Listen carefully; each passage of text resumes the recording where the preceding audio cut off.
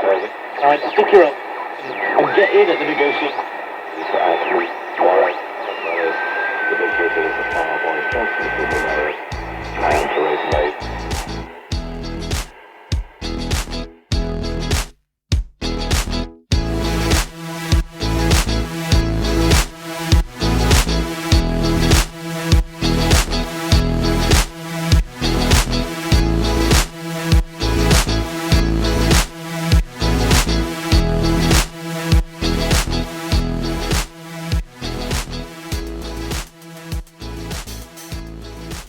Hello again. This should be a very special video because I haven't made one for a number of months. There's been a number of reasons for that. One, I haven't had the material to work with. Two, I've not been very well, and indeed over Christmas spent a number of weeks in hospital with a fairly serious infection which affected my head, and we won't go into that now. But nothing found, and I'm now discharged and fully recovered. So that took away a little bit of my enthusiasm for doing videos. Anyway, I've been looking at my YouTube channel and answering comments on it, and I've had lots of comments on the EKCO Radio Museum in Southend, and indeed about EKCO radios in general and about the engineering side of EKCO. And so I thought what I would do is make a very short video showing you some of the material I shot actually late last year when I was in Southend and visiting the Central Museum in Southend, where they had an EKCO exhibition specifically dedicated to EKCO products and EKCO engineering. The exhibition took place in Southend Central Museum, which is very close to the railway station, getting towards the front of Southend. And in here, as my opening sequence showed, there was a brilliant entrance into the exhibition itself, which is, as you can see by my caption, unfortunately now closed. So let's take a brief look at the EKCO influence in Southend, starting with EKCO himself. The only things left of the factory now is this memorial to him in a housing estate. The memorial itself is covered with a mosaic of ceramic tiles, each representing an element in Eric's life and how he supported the people of Southend, and depicts him standing on a classic AD65 radio. Such a wonderful tribute. So let's now take a whirlwind tour in the exhibition, covering everything from aerospace, radar, TVs, record players, and even an early colour television. No time to explain everything, but just enjoy. The large manufacturing factory of EKCO was situated at Pritterville. The whole area has now been redeveloped into a housing estate, and the only reminder of EKCO, or R. Eric, is a statue in the centre. At its peak, the factory employed over 8,000 people, and when I look at these pictures, I'm overwhelmed by the amount of effort, dexterity, engineering and pure effort that went into making these products, and they worked. When I'm working and repairing these machines now and look at these joints, I sometimes think of, you know, when they were first made and who was soldering those joints into place. It is an honour sometimes to work on these radios and to get them working again. Southend Museums own the largest collection of EKCO products anywhere in the world, including their radios, their television, their plasticware, and numerous other items that they manufactured, including at one point radio valves. So what we are looking at now is just some of the amazing products that was produced by EKCO, and just looking through this factory.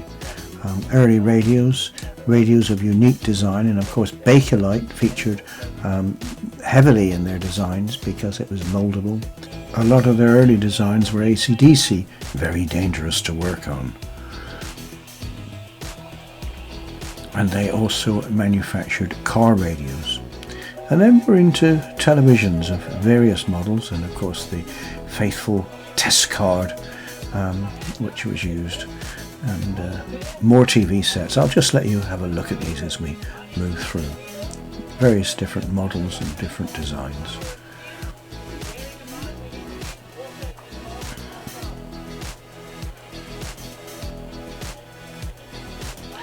All featuring, of course, the cathode ray tube. And then they also had a division which manufactured kitchenware, plasticware for the bathroom, all sorts of stuff. And then the development of the early colour television. Huge machine, and they focused on that. In 1932, a huge fire destroyed much of their production, design facilities and drawing rooms. It took a huge effort to rebuild from this, but rebuild they did. In the Second World War, EKCO put a lot of effort into developing early radar and various pieces of equipment for the war effort and the military. And they even produced a weather radar for Concorde eventually. So a lot of research and a lot of engineering there. They also dispersed themselves throughout the country to avoid risks from bombing. Well, that has to conclude our brief tour of the museum, but how did it all end? Well, Eric was drowned by accident in the Bahamas when he was swimming on the 18th of November 1966. The company of itself went through many iterations, being taken over a number of times, and by the early 1970s the EKCO name had virtually disappeared. There is, however, a legacy, because near where the factory once stood there still exists the EKCO Social and Sports Club, which still serves the community today and gives them a reminder of their past and what used to be produced there. And of course, overlooking it all in a fairly deserted square and a fairly autonomous housing estate, there's Eric himself, looking out and wondering what the future holds. Well, that's it. That's the end of the video. It's been a fairly quick video, just showing some of the exhibits that were in the museum at Southend, and as I say, not gone into too much detail. But the idea of it was just to refresh people's memories, really, about the kind of work that went on there, and the kind of engineering that went on there. I haven't actually repaired an EKCO radio for a while now. They seem to be becoming much rarer to find, but as I said, when I do, it's an absolute joy to work on them. Sorry it's been such a long time since I've made a video, but as I explained earlier in this one, there's been an awful lot going on. I hope to get another one out fairly soon. The other day, and you may have noticed it on the beginning of this video, I was in a share and repair shop in Bath, and I found an AVO, a very small AVO meter called the AVO Minor, and I might make a little a short video on that. I can't promise, but I'll try not to be as long next time as I was this time. Sometimes you just can't get around to doing things, can you? And there's lots of other things on your mind. Anyway, this is the end of it. I'd like to thank lots of people in this video. I can't name all of them at the end, but particularly I was very pleased to buy this book at the museum.